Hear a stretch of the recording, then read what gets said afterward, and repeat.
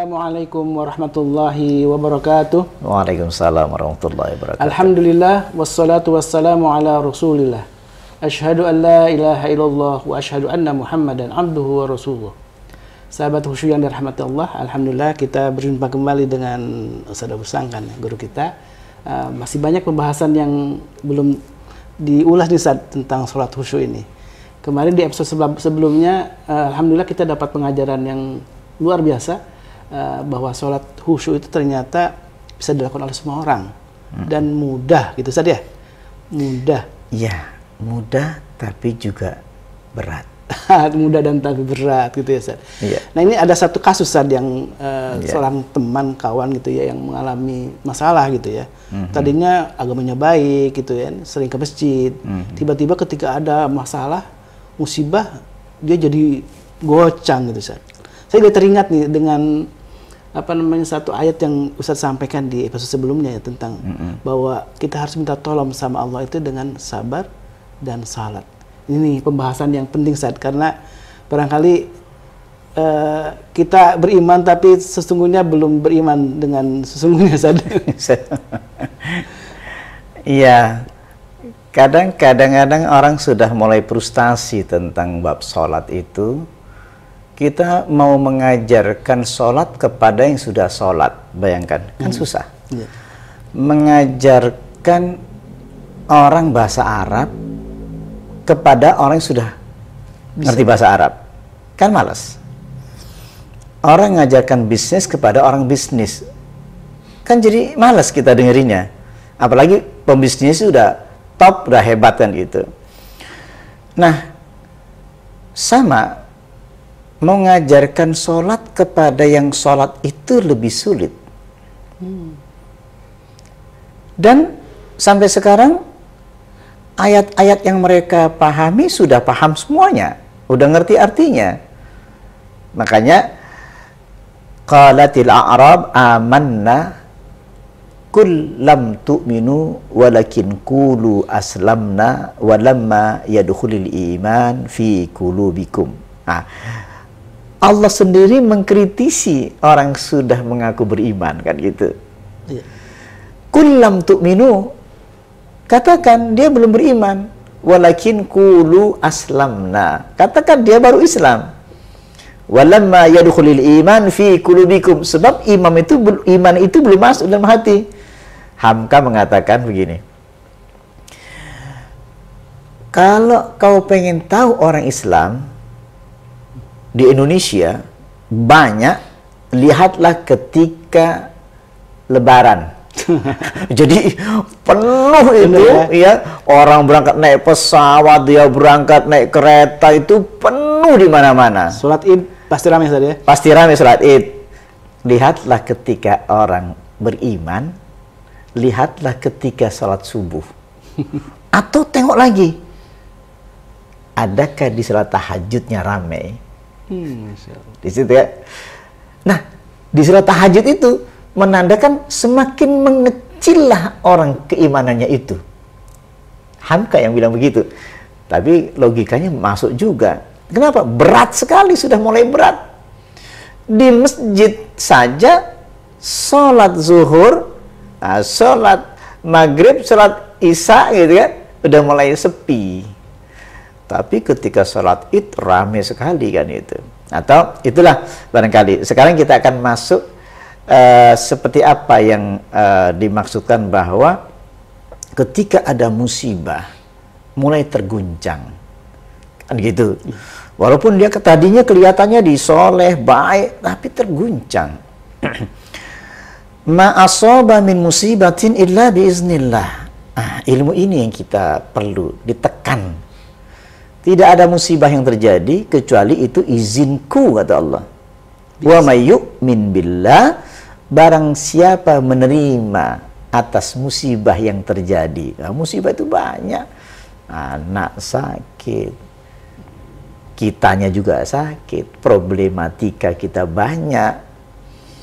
Wa may yu'min billah, barang siapa rela atas musibah yang terjadi, seketika itu Allah buka hidayah, Allah buka hatinya, yahdi qalbah.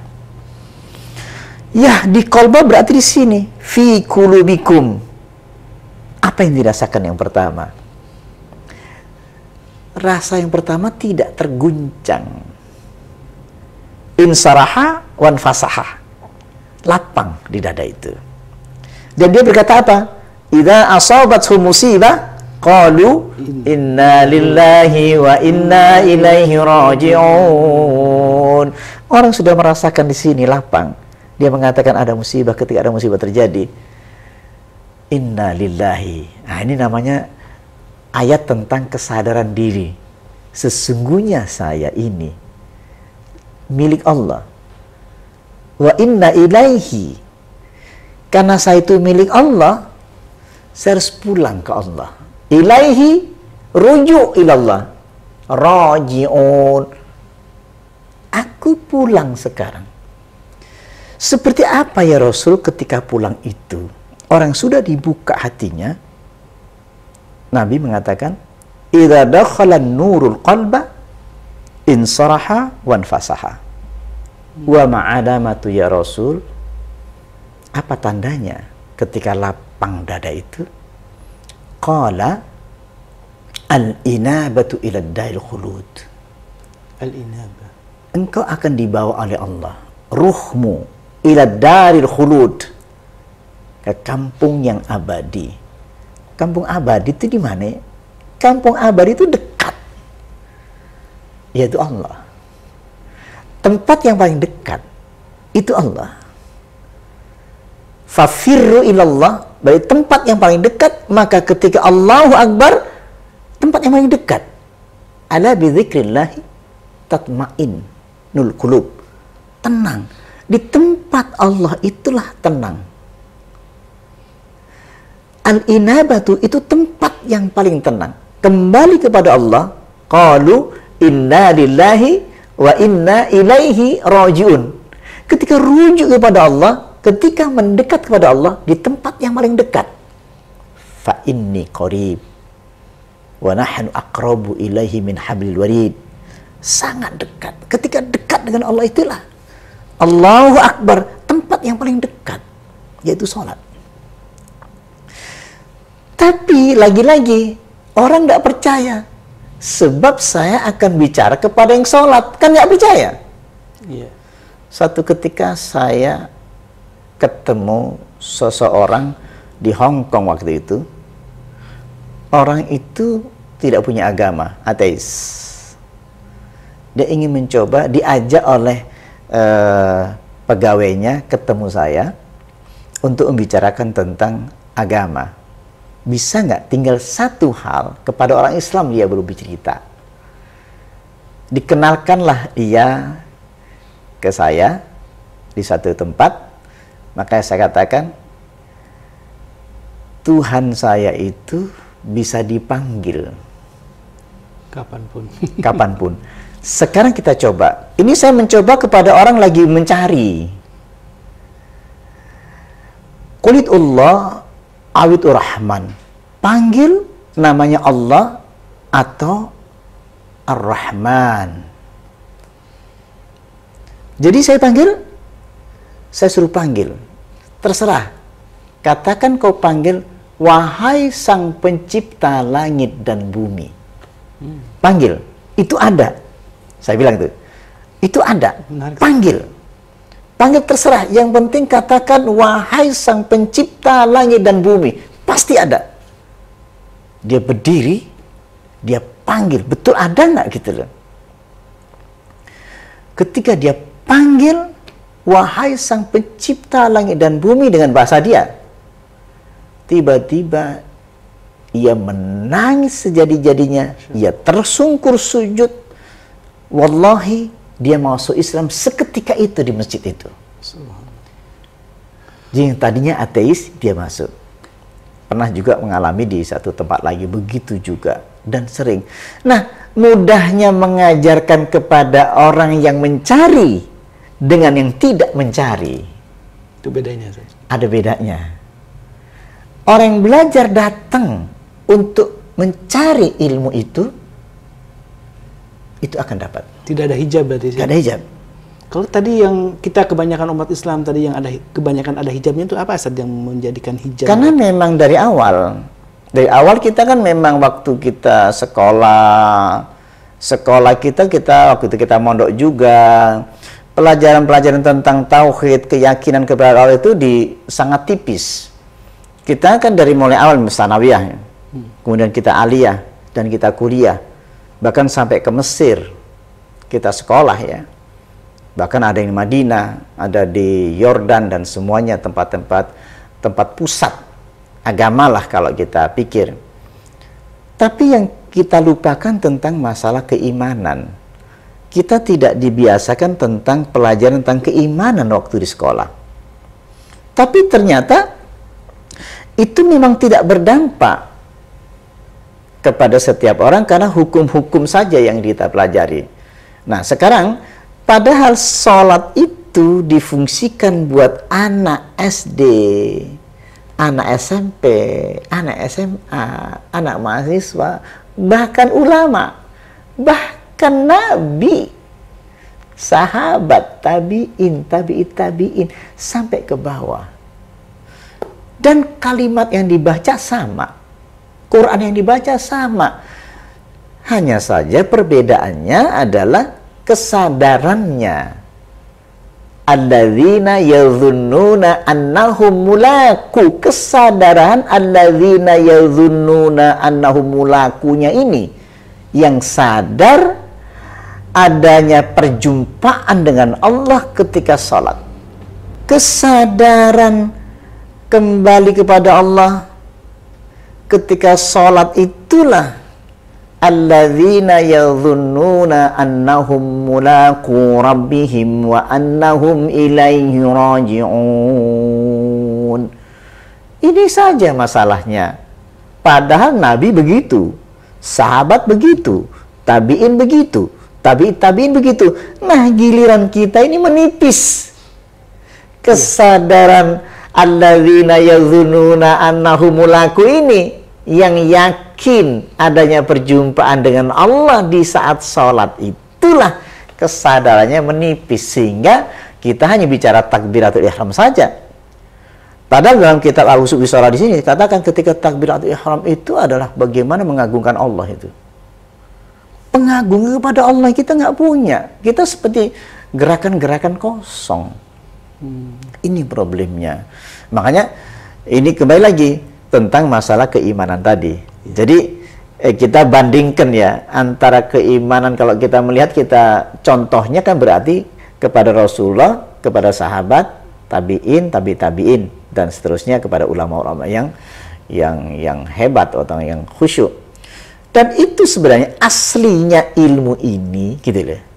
Antara anak SD, SMP sampai ulama sampai Nabi itu kan bacanya sama. Shollu kama ra'aitumuni usolli. Salatlah kalian sebagaimana engkau melihat aku salat. Sahabat melihat, tabi'in melihat, sampai kita dari guru kita aku melihat. Cuman masalahnya ruhnya kita yang nggak ada. Makanya wa minan nasi may ya'budullaha ala harf fa in asabahu khairun itma'an nabi wa in asabatu fitnah inqalaba ala wajhihi khasirat dunya wal akhirah. Di antara manusia itu menyembah Allah itu ya ibadah kan, sholat kan. Baru di permukaan. Kebanyakan kita sebenarnya. Ya. Kritik untuk kita. Ketika ada dapat rezeki, artinya tenang, damai. Ketika ada problematika, saat itulah ia langsung berpaling cepat. Bagi orang beriman, tidak. Ma asaba min musibatin illa biiznillah wa may yu'min billah yahdi qalbah. Tidak ada musibah yang terjadi kecuali dengan izin kecuali Allah. Itu adalah izin Allah. Bagi orang beriman, dia rela. Ketika rela atas musibah itu, yahdi, seketika itu Allah buka yahdi qalbah. Qalbah. Artinya jalan keluar juga akan terbuka ya? Seketika. Jadi bukan nanti besok lusa, jauh tahun depan, enggak. Yahdi qalba itu kasih petunjuk. Nyambungnya kemana? Yahdi qalba. Ihdinas siratal mustaqim. Perlunya kapan aku minta dibuka hidayah? Petunjuknya kapan? Asar, maghrib, isya, tahajud, subuh, ya kan? Syuruk, duha. Fa in kana rezeki fis samai, aku perlunya sekarang. Fa anzilhu, fa in kana fil ardi fa akhrijhu, fa in kana ba'idan fa qarribhu. Perlunya sekarang ya Allah. Yang nyuruh siapa? Allah sendiri. Jadi kalau ada masalah, larilah ke Allah dengan sholat itu. Seketika itu. Jadi makna dari tadi ayat wasta'inu bis sabri was shalah itu sebenarnya itu sangat relevan sebenarnya. Langsung. Langsung. Dan yang menjadi problem kita itu mengajarkan kita sendiri yakin Allah kabulkan detik ini sekarang ini. Paling tidak dibuka hati kita untuk mendapatkan petunjuk itu. Karena makna Al-Fatihah itu memberikan petunjuk bagaimana iyyaka na'budu wa iyyaka nasta'in. Ketika ihdinas siratal mustaqim, itulah sebenarnya petunjuk lewat situ. Nah, nanti akan saya buka kitab Madarijus Salikin, itu bagus tentang manzilah iyyaka na'budu wa iyyaka nasta'in itu. Itu jelas banget kita diajak untuk diantar ya kepada manzilah-manzilahnya itu. Tahapan-tahapan untuk mendapatkan petunjuk. Petunjuk untuk tingkat Nabi namanya wahyu. Untuk sahabat namanya tahdis. Kemudian untuk kita namanya ilham. Dan itu kita akan khususkan tentang bagaimana kita memperoleh ilham itu. Makanya qad aflaha man zakkaha wa qad khaba man dasa. Sungguh beruntung orang membersihkan jiwanya, sungguh merugi orang mengotori jiwanya. Itu berarti bisa dong untuk kita itu. Nah, kita itu nggak dapatnya di situ. Saya tambah penasaran Ustaz, bagaimana dapat ilham tadi ya. Artinya hidayah itu nanti kita khususkan tentang masalah bab ilham itu nanti. Ini penting sekali. Jadi bab firasah, bab ilham, itu nanti ada itu. Makanya ittaqu firasatal mu'min fa innahu yanzuru binurillah. Waspadalah dengan firasatnya orang beriman karena ia mampu melihat dengan cahaya dari Allah SWT. Itu mudah-mudahan kita bisa rasakan sampai sekarang. Nah, sekarang kita pembahasan kita ini kan masuk kepada bagaimana tentang keimanan tadi. Tanda-tanda itu harus sudah mulai tampak. Orang beriman tuh gini. Setiap hari itu suasana hati itu tenang terus. Orang beriman itu. Suasana hati itu selalu connecting dengan Allah. Tanpa putus. Apa iman itu? Innamal mu'minuna alladzina idza dzukirallahu wajilat qulubuhum. Jadi wajilat qulubuhum setiap hari itu. Karena selalu dijeda dengan sholat saja ya. Setiap hari kita ini dijeda dengan sholat. Coba perhatikan, tidak ada terputus. Fa idza qadaitumus shalam fadhkurullaha qiyaman wa qu'udan wa 'ala junubikum. Fa idza ma'nantum faqimus shalah. Setelah engkau selesai salat, masih terus fadhkurullah, langsung tidak pakai jeda. Begitu assalamualaikum warahmatullah, assalamualaikum warahmatullah, Allah qiyaman, jalan itu terus Allah itu. Nyambung pada tadi keimanan, silatun waliqaun bainal abdi wa rabbi. Latihan silatunnya yang kita pakai. Jadi Ustaz, kalau sudah kokoh imannya ya, tadi apapun persoalannya, musibah seberat apapun itu bagi dia tidak ada yang mengkhawatirkannya ya? Tidak ada, karena iman itu kan berupa cahaya. Cahaya ini yang sulit sebenarnya. Kalau cuman kamu bisa bahasa Arab, kitab, itu tidak menjamin. Karena di dalam surat Az-Zumar 22-23, afaman sarahallahu sadrahu lil Islam fa huwa ala nurim min rabbih fawailul qasyati qulubuhum min zikrillah ulaika fi dhalalim mubin. Apakah sama orang saya bukakan dadanya lalu mendapatkan cahaya dari Tuhan, dari Allah, dengan yang tidak dibukakan? Berarti kan ada ada problem di sini yang kita tidak pahami selama ini bertahun-tahun. Apakah sama orang yang saya bukakan dengan tidak dibuka? Yang dibuka itu berupa cahaya. Nah, cahaya ini saya nggak bisa memberikan kepada anak, kepada istri. Nah, ini cahaya ini. Milik Allah. Itu haknya Allah. Dengan yang tidak dibuka, fawailul lil qasyati qulubuhum min dzikrillah ulaika fi dhalalim mubin. Kan perbandingannya ekstrim. Yang dapat cahaya ia mendapatkan nur dari Allah, sementara itu tertutup istitarun wa zulmah. Iya, jadi sesat. Ulaika fi dhalalim mubin. Ulaika sungguh benar-benar dia tersesat. Allah itu tertutup. Nah, ilmu ini yang saya nggak bisa berikan. Pada diriku sendiri nggak bisa. Harus mujahadah sendiri, Ustaz. Walladzina jahadu fina lanahdiyannahum subulana. Yang sungguh-sungguh datang kepada kami, saya buka. Ini kunci dulu, stop ya. Ini dulu, pegang dulu. Barulah kita akan menemukan keimanan itu. Ya Rasulullah. Nah, jadi seorang sahabat bertanya ketika membaca ayat itu. Kaifa insirahu sadri ya Rasul? Seperti apakah orang yang dibukakan dadanya lalu mendapatkan cahaya itu? Rasul menjawab, qala idza dakhala nurul qalbah. Nah, kan betul kan? Iya. Apabila cahaya itu masuk dalam hatimu, terasa di sini insarha wan fasah. Tenang, lapang. Ya, terasa di sini. Wa ma'adamatu dzalika ya Rasul. Nah, ini lagi. Apa tandanya ya Rasul? Qala al-inabatu ila daril khulud. Allah membawamu kembali kepada Allah. Oleh Allah sendiri yang membawanya dengan cahaya itu. Apa tandanya ya Rasul? Qala al-inabatu ila daril khulud wa tajafi an daril gurur. Ruh kamu itu dibawa menuju Allah dan meninggalkan alam yang penuh tipuan ini. Seperti apa ya Rasul? Wa ta'ahubu lil maut. Mempersiapkan mati. Qabla nuzulil maut. Mempersiapkan mati sebelum mati. Jadi suasana salat itu persiapan mati. Masya Allah. Sallu salatan mawaddi. Salatlah kamu sebagaimana salatmu yang terakhir. Pasti akan sangat yang terbaik dilakukan itu. Maka jika ini, kunci ini yang kita pegang, sehingga itu bisa dirasakan. Nah, kenapa ini Kak tidak serius ke wilayah pembahasan ini?